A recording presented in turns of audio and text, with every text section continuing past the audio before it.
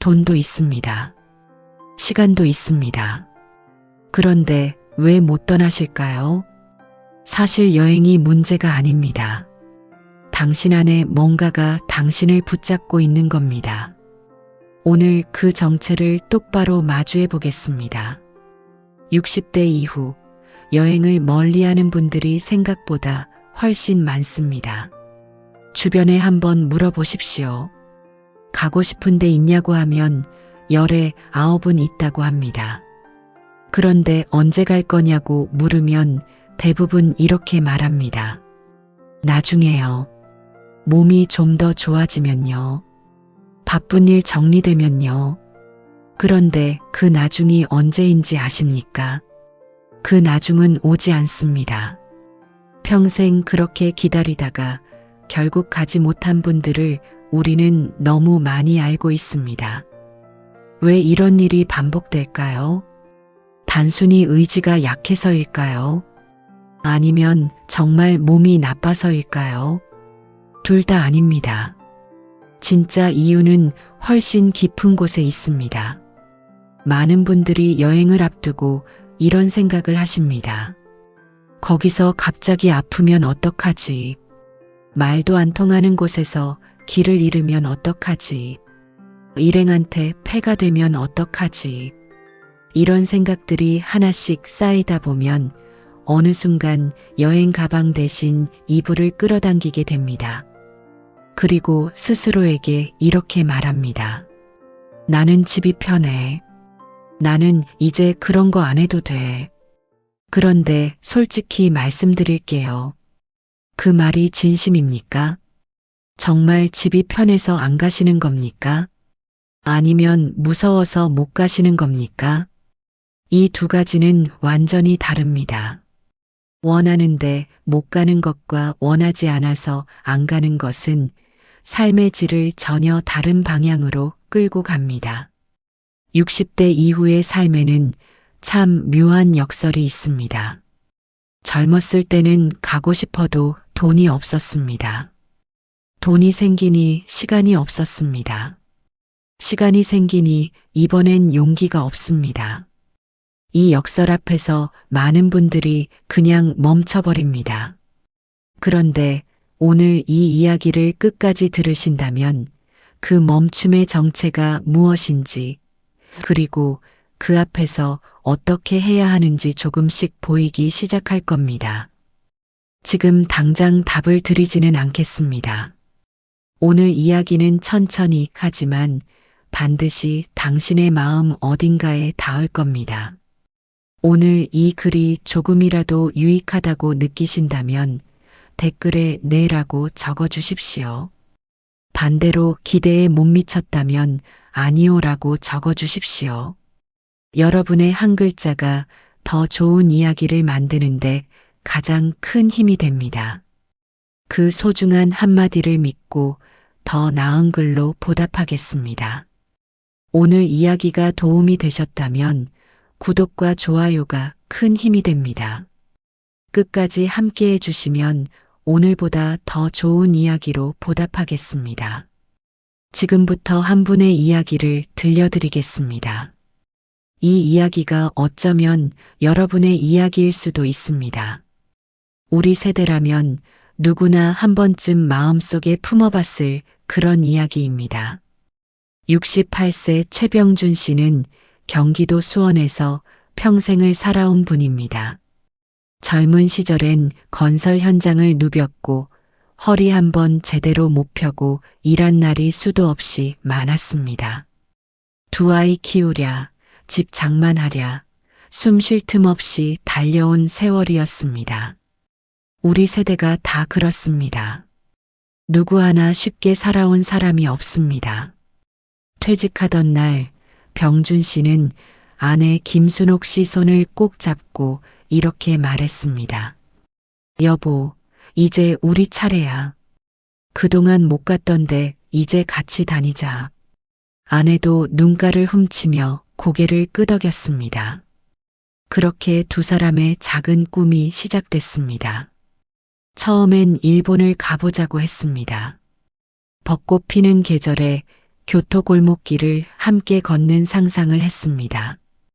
여행사 책자도 받아왔고 밤마다 둘이 지도를 펼쳐놓고 어디를 가볼까 이야기를 나눴습니다.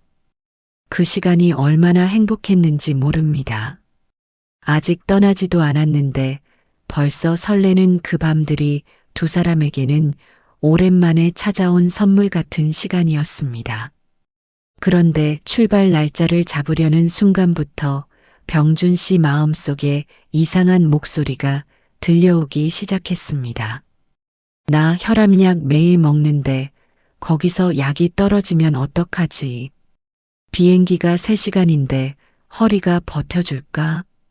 말도 안 통하는 곳에서 쓰러지기라도 하면 어떡하나? 밥은 입에 맞을까? 화장실은 잘 찾을 수 있을까? 처음에는 작은 걱정이었습니다.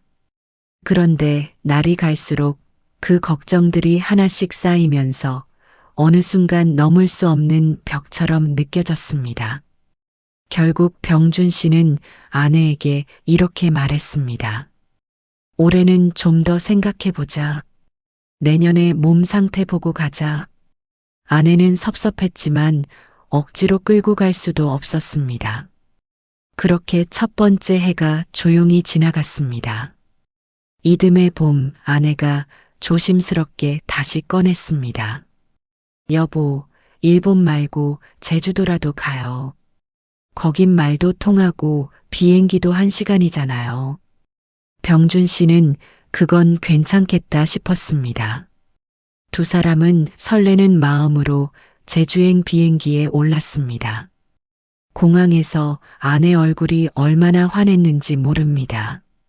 오랜만에 본 그 표정에 병준 씨도 덩달아 기분이 좋아졌습니다. 그런데 첫날 오름을 걷다가 병준 씨 무릎이 시큰거리기 시작했습니다. 처음엔 참았습니다. 우리 세대가 그렇습니다. 아파도 참는 게 몸에 배어 있습니다. 그런데 조금 더 걷다 보니 도저히 따라갈 수가 없었습니다. 결국 중간에 혼자 벤치에 앉아 쉬게 됐습니다. 멀리서 아내가 혼자 걸어가는 뒷모습을 바라보던 그 순간 병준 씨 가슴에 뭔가 무거운 게 내려앉았습니다. 내가 짐이 되는구나. 내가 없었더라면 아내가 더 신나게 다녔을 텐데. 그 생각이 머릿속을 떠나지 않았습니다. 저녁 식탁에서 아내는 오늘 경치 정말 좋았다고 웃으며 말했지만 병준 씨는 그 웃음이 왠지 미안하게만 느껴졌습니다. 고마운 사람 앞에서 오히려 더 작아지는 그 마음, 우리 세대라면 다들 아실 겁니다. 그 여행에서 돌아온 뒤로 병준 씨는 여행 이야기가 나오면 슬그머니 화제를 돌렸습니다. 괜찮아. 나는 집이 편해. 그 말이 입버릇이 됐습니다. 아내가 어딜 가자고 해도 이런저런 이유를 댔습니다. 이번 달은 병원 예약이 있어서 날씨가 좀 풀리면 가자. 다음에 가자. 그렇게 다음이 또 다음이 됐습니다. 우리 세대가 참 그렇습니다. 평생 남한테 패기치지 않는 게 미덕이라고 배워왔습니다. 참고 견디는 게 어른이라고 배워왔습니다. 그래서 아프면 아프다고 말하지 못하고 무서우면 무섭다고 말하지 못합니다. 그냥 괜찮다고, 됐다고, 나는 안 해도 된다고 스스로를 다독입니다. 그런데 정작 마음 깊은 곳에는 가고 싶다는 그 마음이 꺼지지 않고 작은 불씨처럼 남아 있습니다. 그 불씨를 본 사람이 있었습니다. 바로 아내 순옥 씨였습니다. 남편이 여행을 싫어하는 게 아니라는 걸 순옥 씨는 알고 있었습니다. 무서운 거라는 것도 알고 있었습니다. 그래서 억지로 끌고 가는 대신 다른 방법을 생각했습니다. 순옥 씨는 혼자 동네 여행 동호회 문을 두드렸습니다. 처음엔 어색했지만 거기서 비슷한 또래분들이 함께 걷고 웃고 도란도란 이야기 나누는 걸 보면서 마음이 따뜻해졌습니다. 그 모임 총무를 맡고 있던 67세 박정임 씨가 순옥 씨에게 물었습니다. 남편분도 같이 오시지 그랬어요. 순옥 씨는 웃으며 말했습니다. 우리 영감이 좀 겁이 많아서요. 그 말을 전해 들은 병준 씨는 처음엔 괜한 자존심이 상했습니다. 내가 겁이 많다고. 평생 현장에서 거친 일만 해온 내가. 그런데 밤에 혼자 누워 곰곰이 생각해 보니 아내 말이 맞았습니다. 무서웠던 겁니다. 잘 못할까봐, 폐가 될까봐, 아플까봐 그 두려움들이 가고 싶다는 마음을 계속 짓누르고 있었던 겁니다. 그 다음 주 병준 씨는 아내를 따라 그 모임에 나갔습니다. 처음엔 아무 말도 없이 뒤에서 조용히 따라 걷기만 했습니다. 그런데 걷다 보니 옆에 있던 한 분이 말을 걸었습니다. 무릎 괜찮으세요? 저도 작년에 수술했는데 이 정도 걷는 건 오히려 도움이 된다고 하더라고요. 천천히 같이 가요. 그 한마디가 병준 씨 마음에 오랫동안 닫혀있던 문 하나를 열어줬습니다. 천천히 가도 된다. 뒤처져도 괜찮다. 함께 가면 된다. 그것으로 충분하다. 그 뒤로 병준 씨 부부는 한 달에 한 번씩 그 모임과 함께 국내 곳곳을 다니기 시작했습니다. 완도도 가고 안동도 가고 강릉도 갔습니다. 어떤 날은 무릎이 아파서 중간에 카페에 앉아 쉬기도 했습니다. 어떤 날은 길을 잘못 들어 한참을 헤매기도 했습니다. 그런데 이상하게도 그런 날이 오히려 더 오래 기억에 남았습니다. 함께 웃었기 때문입니다.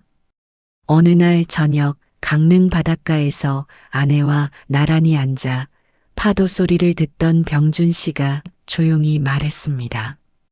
여보, 미안해. 진작같이 다닐걸. 아내는 아무 말 없이 그 손을 꼭 잡았습니다. 한참 뒤에 아내가 말했습니다. 지금도 충분히 좋아요. 그리고 두 사람은 한참을 말없이 바다를 바라봤습니다. 파도는 쉬지 않고 밀려왔다 돌아갔습니다. 그 파도처럼 우리 삶도 끝날 때까지 계속 새로운 물결이 찾아온다는 걸 그날 병준 씨는 처음으로 느꼈습니다. 우리 함께라면 언제 시작해도 늦지 않습니다. 그 바다 앞에서 병준 씨가 처음으로 그 말을 진심으로 믿게 됐습니다. 병준 씨 이야기 어떻게 들으셨습니까? 어딘가 낯설지 않으셨습니까? 아마 많은 분들이 그 이야기 속 어느 한 장면에서 멈칫하셨을 겁니다. 그것이 바로 우리 세대가 함께 품고 있는 마음이기 때문입니다. 오늘은 그 마음의 정체를 좀 더 깊이 들여다보려고 합니다. 천천히 함께 가보겠습니다. 병준 씨가 여행을 멀리했던 이유는 딱 하나였습니다. 두려움이었습니다. 그런데 그 두려움이 참 교묘합니다. 처음에는 그럴듯한 이유의 옷을 입고 나타납니다. 몸이 안 좋아서, 시간이 없어서, 돈이 아까워서. 그런데 그 옷을 한 겹 한 겹 벗겨내고 나면 결국 안에는 이것이 있습니다. 무서워서, 잘 못할까봐, 폐가 될까봐. 우리는 평생 강해야 한다고 배워왔습니다. 남에게 기대지 말아야 한다고 배워왔습니다. 그래서 무섭다는 말을 입 밖으로 꺼내는 것 자체가 낯설고 부끄럽습니다. 그런데 잠깐 생각해 보십시오. 두려움을 느끼는 것이 과연 약한 것입니까? 아닙니다. 두려움은 살아있다는 증거입니다. 아직 가고 싶은 곳이 있고 하고 싶은 것이 있고 잃고 싶지 않은 것이 있다는 뜻입니다. 두려움이 없는 사람은 더 이상 아무것도 원하지 않는 사람입니다. 그러니 두려움을 느낀다는 것은 부끄러운 일이 아닙니다. 오히려 당신 안에 아직 살아있는 무언가가 있다는 아름다운 신호입니다. 문제는 두려움을 느끼는 것이 아닙니다. 두려움 앞에서 완전히 멈춰서는 것이 문제입니다. 그리고 그 멈춤이 습관이 되는 것이 진짜 문제입니다. 우리 세대가 살아온 세월을 한번 돌아보십시오. 가난했던 시절을 버텼습니다. 먹고 살기 위해 이를 악물었습니다. 자식들 뒷바라지하느라 내 몸 하나 제대로 돌보지 못했습니다. 누군가 아프면 밤새 옆에 앉아 있었습니다. 집안이 흔들릴 때마다 혼자 버티고 또 버텼습니다. 그 긴 세월을 견뎌낸 사람들이 바로 우리입니다. 그런데 그 힘이 지금은 어디 있습니까? 사라진 것이 아닙니다. 두려움이라는 이름의 안개가 그 힘을 잠시 가리고 있을 뿐입니다. 그 안개는 거칩니다. 우리가 한 걸음만 내디디면 거칩니다. 심리학자 칼 융은 이런 말을 남겼습니다. 당신이 외면하는 것은 사라지지 않는다. 오히려 더 강해져서 돌아온다. 두려움이 딱 그렇습니다. 피하면 피할수록 더 크게 느껴집니다. 병준 씨가 첫 해에 일본행을 미뤘을 때 두려움이 사라졌습니까? 아닙니다. 이듬해 제주도에서도 그 두려움은 고스란히 따라왔습니다. 오히려 더 깊어진 채로 왔습니다. 내가 짐이 된다는 생각으로. 우리 뇌는 한번 회피를 선택하면 다음번에도 회피를 선택하도록 길들여집니다. 그리고 그 회피가 반복되면 어느 순간 이것이 진짜 내 모습이라고 착각하게 됩니다. 나는 원래 집이 편한 사람이야. 나는 원래 그런 체질이 아니야. 나는 이제 그런 나이가 아니야. 그런데 정말 그렇습니까? 아니면 두려움이 그렇게 믿게 만든 것입니까? 이 두 가지를 헷갈리지 마십시오. 진짜 나와 두려움이 만들어낸 나는 다릅니다. 세네카는 말했습니다. 우리는 생각보다 훨씬 더 많은 것을 상상 속에서 고통받는다. 현실의 고통보다 상상 속 고통이 더 크다는 뜻입니다. 병준 씨가 걱정했던 일들을 떠올려 보십시오. 약이 떨어질까봐 걱정했습니다. 허리가 버틸까봐 걱정했습니다. 말이 안 통할까봐 걱정했습니다. 쓰러질까봐 걱정했습니다. 밤새 그 걱정들이 머릿속을 맴돌았습니다. 그런데 실제로 그 일들이 일어났습니까? 일어나지 않았습니다. 상상 속에서 이미 수십 번 아팠고 수십 번 쓰러졌지만 실제 현실에서 병준 씨는 강릉 바닷가에서 아내 손을 잡고 나란히 앉아 파도 소리를 듣고 있었습니다. 우리가 두려워하는 것의 대부분은 실제로 일어나지 않습니다. 그리고 설령 일어난다 해도 우리는 그것을 감당할 힘이 있습니다. 살아온 세월이 그것을 이미 증명하고 있습니다. 오스트리아의 철학자이자 정신과 의사인 빅터 프랭클은 나치 수용소에서 살아남은 사람입니다. 그는 인간이 상상할 수 없는 극한의 고통 속에서도 이것을 발견했습니다. 인간에게서 모든 것을 빼앗을 수 있다. 하지만 딱 한 가지만큼은 빼앗을 수 없다. 어떤 상황에서 어떤 태도를 선택할 것인가 하는 자유. 그것만큼은 끝까지 우리 것이라고 했습니다. 이 말이 오늘 우리 이야기와 어떻게 연결됩니까? 두려움이라는 상황은 우리가 선택할 수 없습니다. 나이가 들면 몸이 예전 같지 않고 낯선 것이 무섭게 느껴지는 것은 자연스러운 일입니다. 그런데 그 두려움 앞에서 어떤 태도를 선택할 것인가 하는 것은 우리가 선택할 수 있습니다. 멈추는 것도 선택이고 그래도 한 걸음 내딛는 것도 선택입니다. 그리고 그 선택의 차이가 결국 삶의 모양을 만들어냅니다. 60대 이후의 삶은 결코 내리막이 아닙니다. 오히려 이 시기는 처음으로 온전히 나를 위한 선택을 할 수 있는 때입니다. 자식을 위해서도 아니고 회사를 위해서도 아니고 남의 시선을 위해서도 아닌 오직 나 자신을 위한 선택. 우리 세대가 평생 미뤄온 바로 그 선택을 이제 할 수 있는 시간이 온 겁니다. 그런데 아이러니하게도 그 자유 앞에서 많은 분들이 오히려 더 움츠러듭니다. 왜냐하면 우리는 평생 누군가를 위해 사는 법만 배워왔기 때문입니다.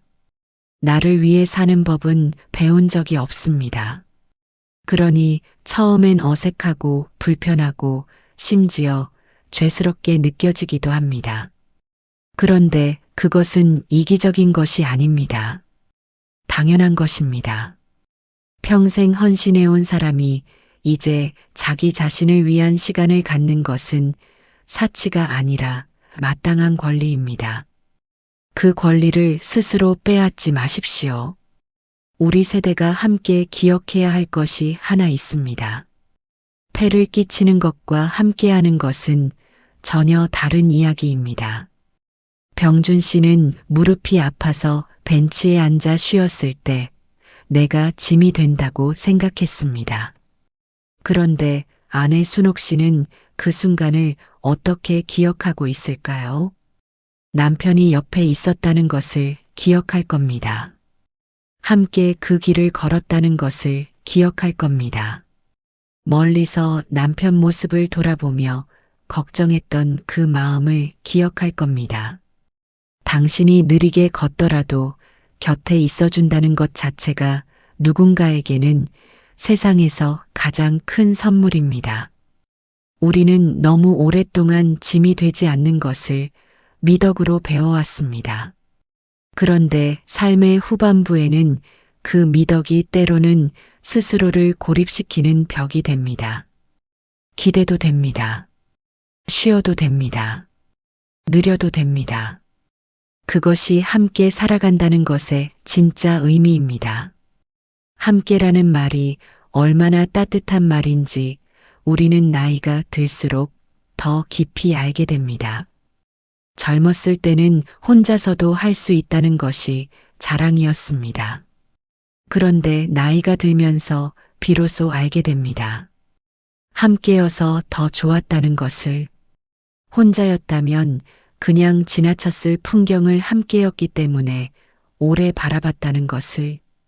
혼자였다면 그냥 참았을 감정을 함께였기 때문에 웃음으로 나눌 수 있었다는 것을. 그 함께함이 삶을 살게 만드는 힘입니다.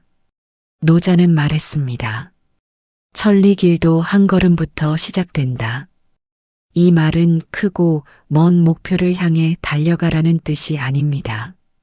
지금 이 자리에서 지금 이 순간에 작은 한 걸음을 내디디면 그것으로 충분하다는 뜻입니다. 거창하지 않아도 됩니다. 완벽하지 않아도 됩니다. 그냥 오늘 한 걸음이면 됩니다. 두려움을 없애고 나서 떠나려고 하지 마십시오. 두려움을 없앨 수 있는 날은 오지 않습니다. 두려움을 데리고 떠나면 됩니다. 무서우면 무서운 채로 가면 됩니다. 아프면 아픈 채로 가면 됩니다. 느리면 느린 채로 가면 됩니다. 그래도 갔다는 것이 남습니다. 그래도 함께 했다는 것이 남습니다. 그리고 그것이 결국 삶에서 가장 오래 남는 것들입니다. 완벽한 여행이 좋은 여행이 아닙니다. 함께한 여행이 좋은 여행입니다. 완벽한 몸 상태가 되어야 떠날 수 있는 것이 아닙니다. 지금 이 몸으로도 충분히 떠날 수 있습니다. 우리 세대가 이것을 기억해 주셨으면 합니다. 당신이 살아온 세월 자체가 이미 엄청난 용기의 증거입니다. 평생 두렵지 않았던 적이 한 번도 없었을 겁니다. 그런데도 여기까지 왔습니다. 그 용기가 지금도 당신 안에 있습니다. 잠시 가려져 있을 뿐 사라진 것이 아닙니다. 이제 그 용기를 꺼낼 시간입니다. 다음 이야기에서는 그 용기를 어떻게 작은 행동으로 꺼내는지 함께 나눠보겠습니다. 그렇다면 이제 이야기해 보겠습니다. 두려움을 알았습니다. 그 두려움이 어디서 오는지도 알았습니다. 그런데 아는 것만으로는 삶이 바뀌지 않습니다. 작은 행동 하나가 아는 것보다 훨씬 더 강합니다. 오늘은 그 작은 행동이 무엇인지 함께 나눠보겠습니다. 거창하지 않습니다. 누구나 오늘 당장 시작할 수 있는 것들입니다. 천천히 함께 가보겠습니다. 첫 번째로 드리고 싶은 말씀은 이것입니다. 완벽한 때를 기다리지 마십시오. 많은 분들이 이렇게 생각하십니다. 봄이 오면 가야지. 무릎이 나으면 가야지. 손자 돌잔치 끝나면 가야지. 그런데 봄이 오면 또 다른 이유가 생깁니다. 무릎이 나으면 허리가 신경 쓰입니다. 손자 돌잔치가 끝나면 또 다른 집안 행사가 기다리고 있습니다. 기다리는 사람에게 완벽한 때는 오지 않습니다. 지금 이 순간이 가장 젊은 오늘입니다. 1년 후의 오늘보다 지금 이 순간이 더 건강하고 더 젊습니다. 그러니 지금 시작하는 것이 가장 좋은 때입니다. 우리 세대가 살면서 가장 많이 후회하는 말이 무엇인지 아십니까? 그때 할 걸 이라는 말입니다. 그때 가볼 걸, 그때 연락할 걸, 그때 말할 걸. 그런데 그때가 바로 지금입니다. 지금이 나중에 돌아보게 될 그때입니다. 그러니 지금 움직이십시오. 두 번째로 드리고 싶은 말씀은 작게 시작하라는 것입니다. 해외여행이 부담스러우시면 가까운 기차역에서 출발하는 여행부터 시작하십시오. 긴 일정이 힘드시면 당일치기부터 시작하십시오. 멀리 가는 것이 무서우시면 동네 뒷산부터 오르십시오. 중요한 것은 어디를 가느냐가 아닙니다. 그냥 움직이는 것입니다. 몸이 움직이면 마음도 따라 움직입니다. 마음이 움직이면 삶이 달라집니다. 병준 씨가 처음 동호회에 나갔던 그날을 기억하십시오. 완벽한 몸 상태도 아니었습니다. 완벽한 마음 준비도 아니었습니다. 그냥 아내 손을 잡고 따라 나섰을 뿐입니다. 그런데 그 한 걸음이 강릉 바닷가에서의 그 저녁을 만들었습니다. 노자가 말한 천리길의 한 걸음이 바로 그것입니다. 거창할 필요가 없습니다. 오늘 한 걸음이면 충분합니다. 그리고 그 한 걸음이 다음 걸음을 만들고 그 다음 걸음이 또 그 다음을 만듭니다. 걷다 보면 어느새 꽤 멀리 와 있습니다. 그것이 삶입니다. 세 번째로 드리고 싶은 말씀은 관계를 가꾸라는 것입니다. 우리 세대가 나이 들면서 가장 조용히 잃어가는 것이 있습니다. 바로 사람입니다. 젊었을 때는 일터에 사람이 있었습니다. 아이들을 키우며 이웃과 어울렸습니다. 그런데 은퇴하고 아이들이 떠나고 나면 어느 순간 하루 종일 말 한마디 나누지 않는 날이 생깁니다. 그 고요함이 처음엔 편안하게 느껴집니다.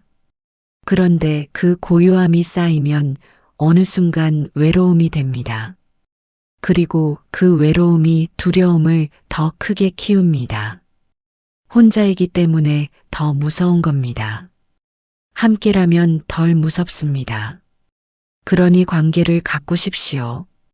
오래 연락하지 못한 친구에게 오늘 전화 한 통 해보십시오.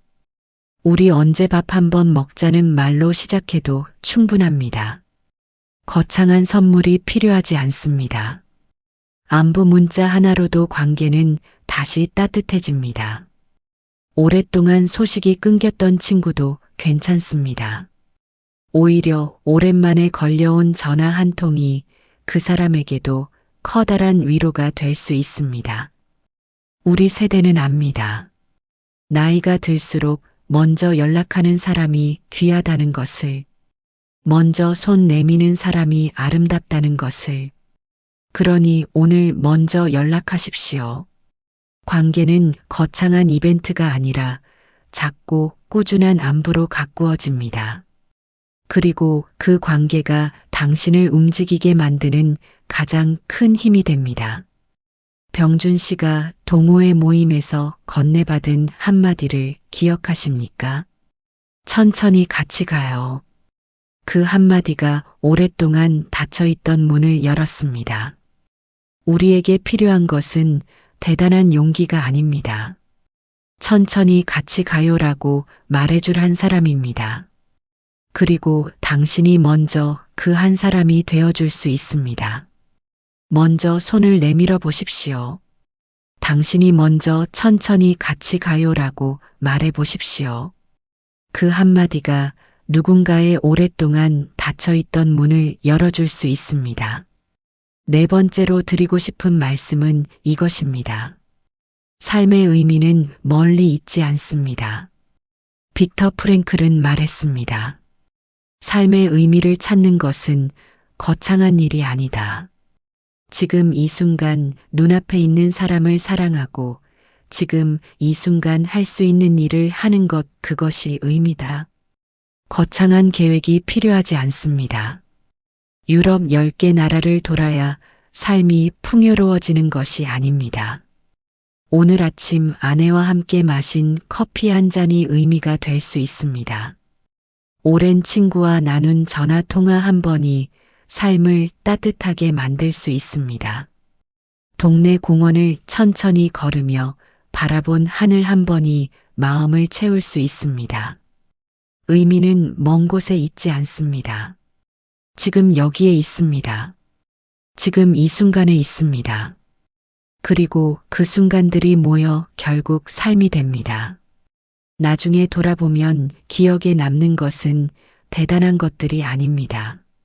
아내와 함께 앉아 바라보던 저녁 하늘, 친구와 걸으며 나눈 별것 아닌 이야기, 처음 가본 골목에서 우연히 들어간 작은 식당의 따뜻한 국물 한 그릇, 그런 것들이 오래 남습니다. 그러니 지금 이 순간을 소중히 여기십시오. 다섯 번째로 드리고 싶은 말씀은 두려움과 친해지라는 것입니다. 두려움은 없애는 것이 아닙니다. 두려움과 함께 걷는 것입니다. 무서우면 무서운 채로 가면 됩니다.